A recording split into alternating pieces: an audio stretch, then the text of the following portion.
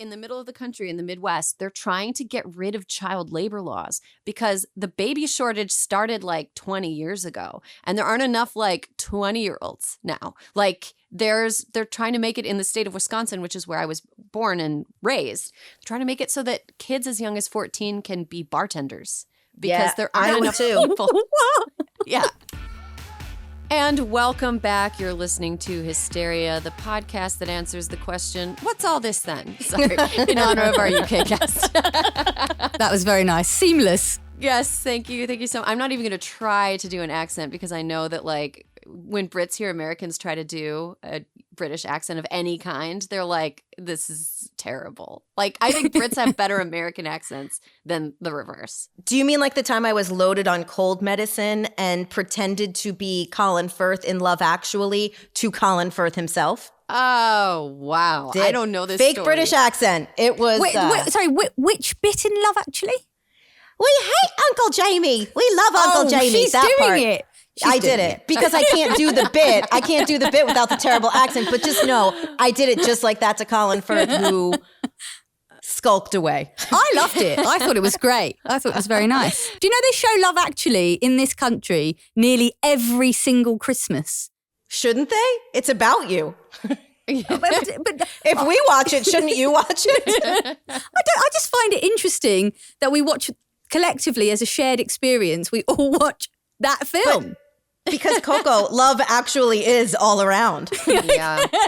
I feel like the American equivalent of Love Actually is that really bad 2006 movie Crash, which could have been called Racism Actually. Racism Actually. It's such a bad movie.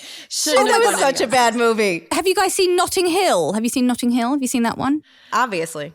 Okay, great. Not for quite some time. When I was in college, it was one of our like comfort movies that we had on DVD. And I remember waking up many times like at 3 a.m. after a night out. Like I would come home, be like, I'll watch Notting Hill, put it on the DVD player, come home, wake up to the menu playing over and over again. I feel like I'm dating myself. I feel like I'm dating myself here. Coco, you've got something to tell us. Yes, so you know, we have this competition about who's got it worse. And I have found an area in which we win hands down, and that is the cost of childcare. So in the UK, putting a child into daycare, nursery, whatever it might be, is the third most expensive system in the world. We're just behind Switzerland, who famously have a lot of money, and New Zealand, maybe a bit closer. But anyway, whatever. I digress. The point is that the price of having a child in the UK is going up and up and up. It's having a whole host of terrible consequences in terms of many women dropping out of the workforce. We're seeing more women leave the workforce entirely because it simply does not make sense for them to pay for childcare if they're not earning enough, really. You know, there was a number of articles that were coming out that say that effectively for a certain salary, and that salary, by the way, was above the average, which is, I think from memory serves £30,000, but do fact check me on that one. But above that average, there were many women who were essentially paying their employer to work when you sort of divvy it all up. Oh my Some God. of the prices... Yeah, so some of the prices are roughly somewhere between sort of 15% and 30%. It's much more concentrated in kind of major cities where women are in the kind of more professional spaces. Where lower income women tend to use informal care. You know, they might use like friends, family, that sort of thing. But it is having genuine... I think we can all agree that in the world that we live in, a woman must earn her own money to assure that she is not held to ransom in her own home, right? That's like the sort of foundation of what you need for a kind of independent woman. So to see in a modern society, in one of the wealthiest countries in the world, women having to leave the workforce, I think is very, very sad. I can give you some numbers, but I'm reliably told that a coffee in LA is $8. So I don't know if any of these numbers will mean anything to you.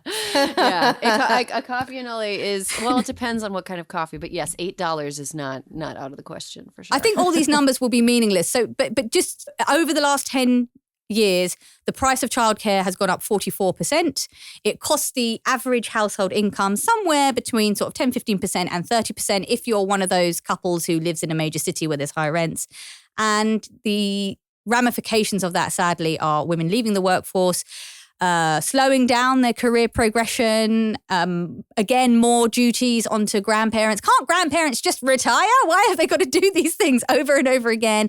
And sadly, not enough is being done about it. There were some reforms recently. The Conservatives announced some. It's a classic Conservative reform in which actually when you dig into the numbers, it's not really going to move the dial very much, but it makes them sound good. So yeah, anyway, I hope that you never want to have children in Britain. Well, I have one here in the U.S. and in a high cost of living city, and the percentages that you're talking about are pretty eye-popping.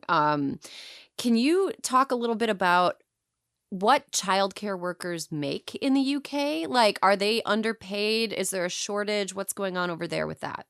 Yeah, so I mean, generally speaking, childcare providers are not paid enough, certainly in my opinion.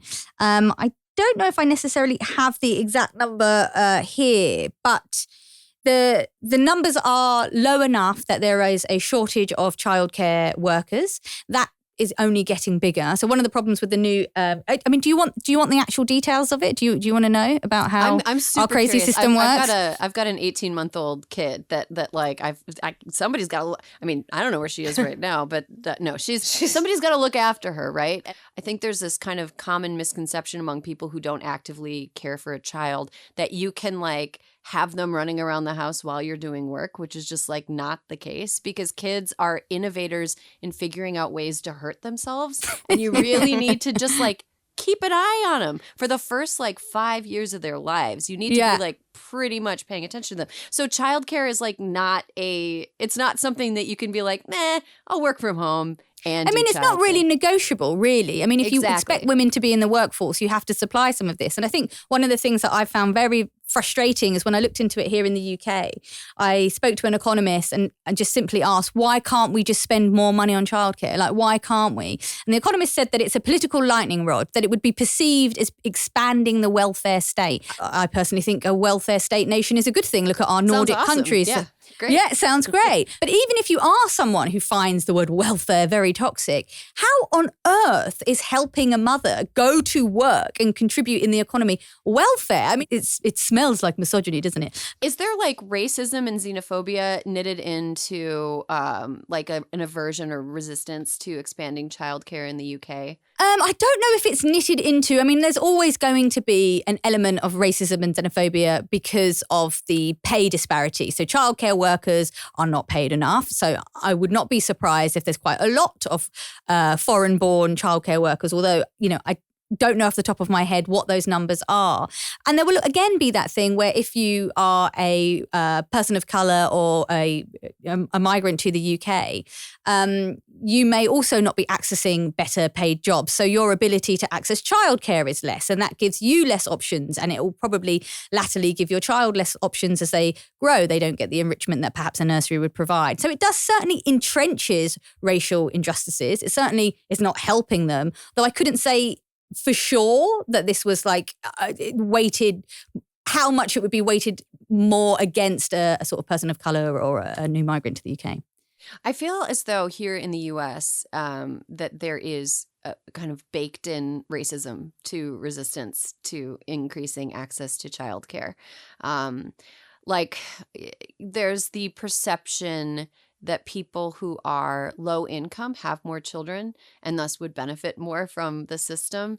And, there's the perception that people who came to America from elsewhere, specifically Latin America, there's a perception that people from Latin America have more children. The statistics don't bear it out as much as the fearmongers think. So are you guys having because they're banging on about it here, are you guys having a baby shortage?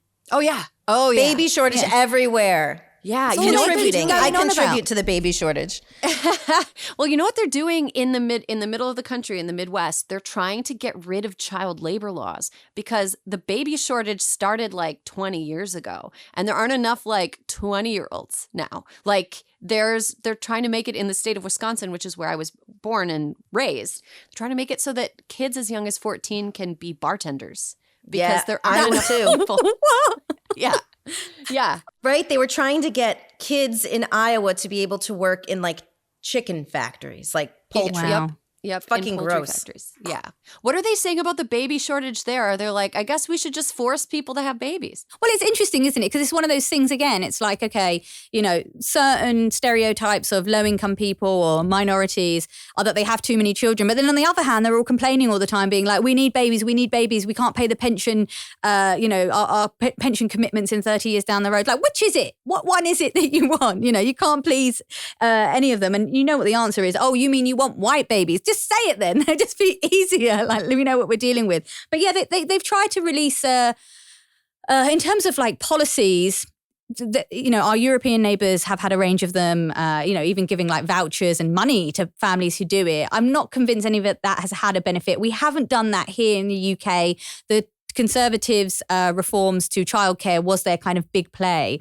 But just to give you a summary of how that works, the provision of childcare in the UK is divvied out over 39 weeks. So that's basically school term time. But obviously parents work 52 weeks a year. So even if they do provide 39 weeks of paid for childcare, which again, some parents have to top it up depending on where they are anyway. Actually, when you divide that across 52 weeks, parents still need to pay for the rest of the time. They have to you make up the difference. So because the government provision was only applying to kind of 3-year-olds and some 2-year-olds, what it meant was that nursery care providers had this shortfall of money. And so what they did is jack up the prices on the 1-year-olds. So the 1-year-olds were subsidizing the 3 and 3. So it's a classic Conservative tactic where on the headlines, it's like, we've done more for childcare than Labour have. Well, I mean, they've not been in power for 13 years, but that aside, but when you dig into the numbers, actually the unintended consequences to certain women of certain backgrounds is there. The new reforms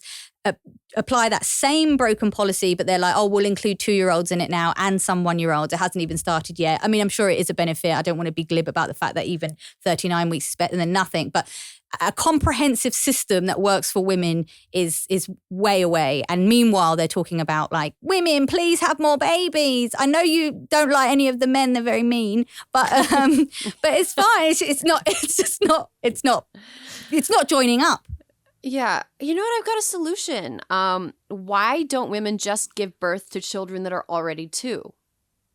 You know, wait until they're already 2 years old to give birth to them. Be pregnant for as long as an elephant. We all love being pregnant. It's super fun. No, it's that seems nonsensical and like a stopgap measure. I think I do have a solution though, like genuinely. I think I have a solution, which is I think they should make it easier for women to be single parents. Yes.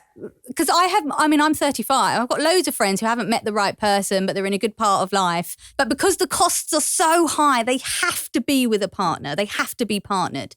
Actually, what if you could do it so that women could have kids without that partner, especially when the partners are fuckboys and they're really mean on Tinder? So maybe that's the solution. I met my husband when I was 35, like a couple weeks after my 35th birthday, and I had a baby at 38. So, whatever. Like I wouldn't have it any other way. He was too tired to be mean by the time I met him. But I think that's a really smart take. I know several women out here in Los Angeles who have done it themselves.